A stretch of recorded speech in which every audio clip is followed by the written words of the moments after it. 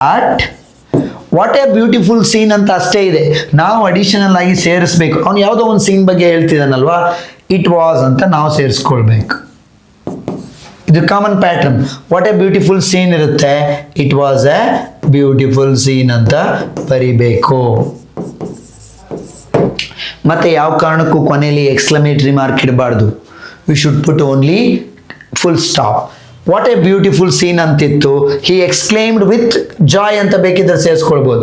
ಇಲ್ಲ ಅಂದರೆ ಇಷ್ಟೇ, he exclaimed that it was a beautiful scene, that's all. ಕೆಲವು ಸರಿ ದುಃಖದಲ್ಲಿ ಯಾವುದನ್ನಾದರೂ ಹೇಳಿರ್ತಾನೆ ಅಂತ ಇಟ್ಕೊಳ್ಳಿ. Alas he is no more, ಯಾವುದೋ ವ್ಯಕ್ತಿ ಎಕ್ಸ್ಪೈರ್ಡ್ ಆಗಿರೋದನ್ನು ಹೇಳಿದ್ದಾರೆ. Alas he is no more. ಅವಾಗ he ಎಕ್ಸ್ಕ್ಲೇಮ್ಡ್ with, he exclaimed in ಸಾರೋ, ಅಥವಾ ಬೇರೆ ಬೇರೆ ಥರ ಹೇಳ್ಬೋದು ಅದನ್ನ. ಹಿ ಸಾರೋಫುಲಿ ಎಕ್ಸ್ಕ್ಲೇಮ್ಡ್ ದಟ್ ಅಂತಲೂ ಹೇಳ್ಬೋದು. ಬಟ್ ಎಕ್ಸ್ಕ್ಲೇಮ್ಡ್ ಇರಬೇಕು, ದಟ್ ಇರಬೇಕು. He exclaimed in sorrow that he is no more. ಈ ಅಲಾಸ್ ಗಿಲಾಸ್ ಎಲ್ಲ ಬರಲ್ಲ, ಅದನ್ನೇ ಸಾರೋ ಅಂತ ಬಳಸಿದ್ದೀವಿ. He exclaimed in sorrow that he is no more ಇರೋದು ಪಾಸ್ಟ್ ಟೆನ್ಸಿಗೆ ಹೋಗಿ ಹಿ ವಾಸ್ ನೋ ಮೋರ್ ಅಂತ ಆಗುತ್ತೆ.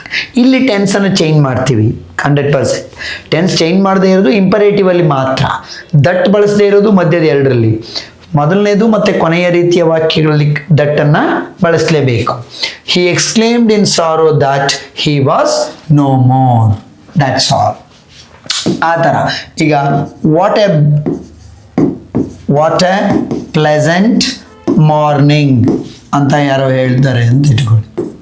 ಎಕ್ಸ್ಕ್ಲಮೇಟರಿ ಮಾರ್ಕ್ ನೋಡಿದ ತಕ್ಷಣ ಗೊತ್ತಾಗಿ ಹೋಗ್ಬಿಡುತ್ತೆ. What A pleasant morning. So ಏನಂತ ಮಾಡ್ತೀರಾ ಇದನ್ನ, ಶಿ ಅಥವಾ ಹಿ ಎಕ್ಸ್ಕ್ಲೇಮ್ಡ್ ದಟ್, ಯಾರಿರ್ತಾರೋ ಅವರು.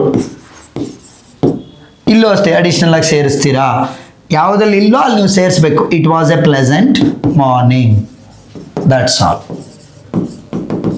ಸೊ ಎಕ್ಸ್ಕ್ಲಮೇಟರಿ ಸೆಂಟೆನ್ಸಸ್ಗಳನ್ನು ಇಂಡೈರೆಕ್ಟ್ ಸ್ಪೀಚ್ಗೆ ಕನ್ವರ್ಟ್ ಮಾಡುವಾಗ ನೆನ್ಪಿಟ್ಕೊಳ್ಳಿ, ನಿಮಗೆ ಈ ಎಕ್ಸ್ಕ್ಲಮೇಟರಿ ಮಾರ್ಕ್ ಕಂಡುಬಿಡುತ್ತೆ ವಾಕ್ಯದಲ್ಲಿ. ಅದನ್ನು ಕನ್ವರ್ಟ್ ಮಾಡುವಾಗ ಏನು ಮಾಡಬೇಕು, ಆ ವಾಕ್ಯದ ಮೂಡ್ ಪ್ರಕಾರ ಅದು ಎಕ್ಸ್ಕ್ಲೇಮ್ಡ್ ಇತ್ ಸಾರೋ ಅಥವಾ ಜಾಯ್ ಅದನ್ನು ಸೇರಿಸಬೇಕು. ಕೆಲವು ಸರಿ ಅವನು ಅದನ್ನು ಸೇರಿಸದೆ ಬರೇ ಎಕ್ಸ್ಕ್ಲೇಮ್ಡ್ ಅಂತ ಇನ್ನೊಂದು ವಾಕ್ಯ ಕೊಟ್ಟಿರ್ತಾನೆ ಇಲ್ಲಿ, he said that it was a pleasant morning ಅಂತ. ಅದು ತಪ್ಪು. ಹಿ ಎಕ್ಸ್ಕ್ಲೇಮ್ಡ್ ಅಂತ ಇರೋದನ್ನೇ ನೋಡಬೇಕು. He exclaimed that it was a pleasant morning ಅಂತ ಇರೋದು ಸರಿಯಾದ ವಾಕ್ಯ ಆಗುತ್ತೆ. ಕ್ಲಿಯರ್?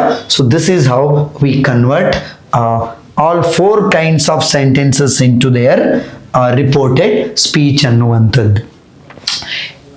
ಈಗ 2 ಮುಖ್ಯವಾದ ವಿಷಯಗಳನ್ನು ಹೇಳಬೇಕು ನಾನು. ಇದ್ರ ಮೇಲೂ ಪ್ರಶ್ನೆಗಳು ಬಂದಿದ್ದಾವೆ.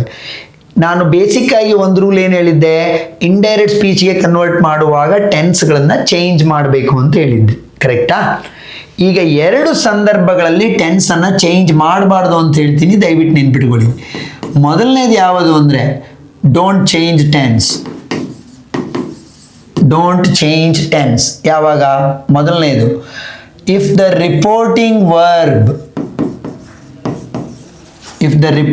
Verb is in either present or past tense. Reporting verb ಅಂದರೆ ಯಾವುದು? ಸೆಡ್. ನಾ ಇದುವರೆಗೆ ಹೇಳಿರೋ ಎಲ್ಲ ವಾಕ್ಯ ನೀವು ಅಬ್ಸರ್ವ್ ಮಾಡಿದರೆ said to, said her, said to her ಅಂತಾನೆ ಕೊಟ್ಟಿದ್ದೆ. ಆದರೆ ಅದು ರಿಪೋರ್ಟಿಂಗ್ ವರ್ಬ್. ಅಕಸ್ಮಾತ್ ಅದೇನಾದರೂ ಸೆಡ್ ಬದಲು ಸೇ ಅಥವಾ ಸೇಸ್ ಅಥವಾ ವಿಲ್ ಸೇ, ಪಾಸ್ಟ್ ಅಲ್ಲ ಇದು future, I am sorry, will say ಅಥವಾ ಶೆಲ್ ಸೇ ಅಂತಿತ್ತು ಅಂತ ಇಟ್ಕೊಳ್ಳಿ. ಆಗ do not change the tense of the sentence in the quotes. For example, we say we are good people ಅಂತ ಯಾರೋ ಹೇಳಿದ್ದಾರೆ ಅಂತ ಇಟ್ಕೊಳ್ಳಿ. ನಾವು ಹೇಳ್ತೀವಿ we are good people. Say ಅಂತಿದೆ ಇಲ್ಲಿ, ಸೆಡ್ ಅಂತಿಲ್ಲ. ಸೊ ಇದಕ್ಕೆ answer very simple, we say that. We ಇರೋದನ್ನ ದೇ ಮಾಡಬೇಕು. ಪ್ರೊನೌನ್ಸ್ ಚೇಂಜ್ ಆಗುತ್ತೆ, ಆದರೆ ಏನು ಚೇಂಜ್ ಆಗಲ್ಲ, ಟೆನ್ಸ್ ಚೇಂಜ್ ಆಗಲ್ಲ. They are good people. ಇಲ್ಲಿ ನೋಡಿ, ಯಾಕೆ ಸೆಡ್ ಇಲ್ಲ ಇಲ್ಲಿ. ವಿ ಸೆಡ್ ಇದ್ದಿದ್ರೆ we said that they were good people ಅಂತ ಮಾಡ್ತಿದ್ದೆ. ಯಾವಾಗ ವಾಕ್ಯದ ರಿಪೋರ್ಟಿಂಗ್ ವರ್ಬ್ ಪ್ರೆಸೆಂಟ್ ಟೆನ್ಸ್ ಅಂದ್ರೆ ಯಾವ್ಯಾವುದು? ಸೇ ಮತ್ತೆ ಸೇಸ್. ಸೇ ಪ್ಲೂರಲ್ಗೆ, ಸೇಸ್ ಸಿಂಗ್ಯುಲರ್ಗೆ. We say, you say, they say, I say, she says, he says, it says. ಅದೇ ರೀತಿ ಫ್ಯೂಚರ್ ಟೆನ್ಸ್ನ ರಿಪೋರ್ಟಿಂಗ್ ವರ್ಬ್ ಅಂದರೆ ವಿಲ್ ಸೇ ಅಥವಾ ಶಲ್ ಸೇ ಇರುತ್ತೆ. ಈ 4ರಲ್ಲಿ ಯಾವುದಾದ್ರೂ ಪ್ರಶ್ನೆಯಲ್ಲಿ ಅದಿದ್ರೆ, ಪ್ರಶ್ನೆಯಲ್ಲೇ ಸೆಟ್ ಟು ಹರ್ ಬದಲು he says to her, she says to him ಅಂತ ಇದ್ರೆ ಅವಾಗ ಇನ್ವರ್ಟೆಡ್ ಕಾಮಾ ಒಳಗಡೆ ಇರುವ ವಾಕ್ಯದ ಟೆನ್ಸನ್ನು ಚೇಂಜ್ ಮಾಡಬಾರ್ದು. That's very important rule. ಇದುವರೆಗೆ ಹೇಳಿದ್ದೆಲ್ಲ ನಾನು ಟೆನ್ಸ್ ಚೇಂಜ್ ಆಗ್ತಾ ಅಂತ ಬಂದೆ. ಅದು ಯಾವಾಗ ಎಲ್ಲ ಟೆನ್ಸ್ ಚೇಂಜ್ ಆಗೋದು? ಯಾವಾಗ ನಿಮಗೆ ರಿಪೋರ್ಟಿಂಗ್ ವರ್ಬ್ ಸೆಡ್ ಅಂತ ಪ್ರಶ್ನೆಯಲ್ಲಿದ್ದಾಗ ಮಾತ್ರ. ಅದಲ್ಲದೆ ರಿಪೋರ್ಟಿಂಗ್ ವರ್ಬ್ ಸೆಡ್ ಇಲ್ಲದೆ ಸೇ ಇದೆ, ಸೇಸ್ ಇದೆ, ವಿಲ್ ಸೇ ಇದೆ, ಶೆಲ್ ಸೇ ಇದೆ ಅಂದರೆ ಇನ್ವರ್ಟೆಡ್ ಕಾಮಾ ಒಳಗಡೆ ಇರುವ ವಾಕ್ಯದ ಟೆನ್ಸ್ ಚೇಂಜ್ ಆಗೋದಿಲ್ಲ, ಪ್ರನೌನ್ ಮಾತ್ರ ಚೇಂಜ್ ಆಗುತ್ತೆ. ಒಂದು ಎಕ್ಸಾಂಪಲ್ ನೋಡೋದಾದ್ರೆ ಈಗ ನೋಡಿ, he says I am a good student.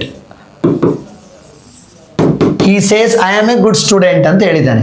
ಇದು I am a good student ಅನ್ನೋದು ಸಿಂಪಲ್ ಪ್ರೆಸೆಂಟ್ ಟೆನ್ಸ್ ಅಲ್ಲಿ ಇದೆ. ನಮ್ಮ ರೂಲ್ ಪ್ರಕಾರ he was a good student ಆಗಬೇಕು ಅಂತ ಬರುತ್ತೆ. ಬಟ್ ಹಾಗಾಗಲ್ಲ. ಯಾಕೆ? ರಿಪೋರ್ಟಿಂಗ್ ವರ್ಬ್ ಸೆಡ್ ಇಲ್ಲ, ಸೇಸ್ ಇದೆ.